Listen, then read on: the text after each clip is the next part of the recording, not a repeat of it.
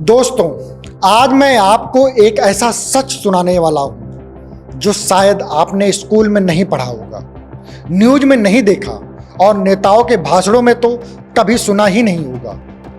भारत और चीन, दो देश, दो कहानियां, दोनों ने लगभग एक ही समय आज़ादी पाई, लेकिन आज एक सुपर पावर है और दूसरा अभी भी विकासशील देश में कहलाता है। क्यों?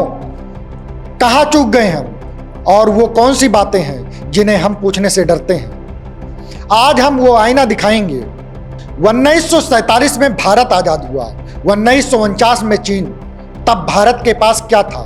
लोकतंत्र, अंग्रेजी शिक्षा, ट्रेन रेल का नेटवर्क, संसाधन। और चीन के पास क्या था? गृह युद्ध, राजनीतिक अस्थिरता और गरीब जनता।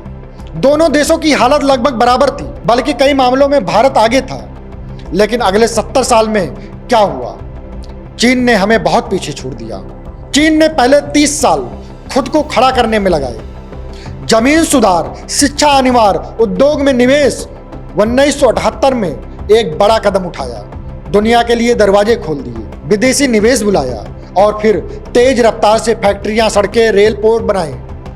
आज चीन के पास 40,000 किलोमीटर हाई स्पीड रेल है, भारत के पास मुश्किल से 1500 किलोमीटर।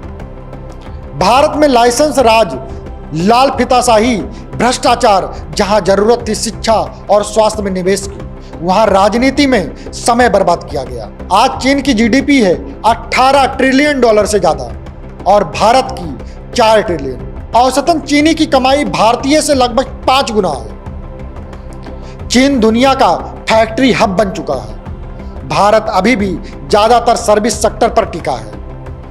चीन ने 40 साल में 80 करोड़ लोगों को गरीबी से निकाला, भारत में अभी भी 22 करोड़ लोग गरीबी रेखा के नीचे हैं। युवाओं की बेरोजगारी की अगर बात करें तो चीन में 14%, भारत में 23% से ज्यादा।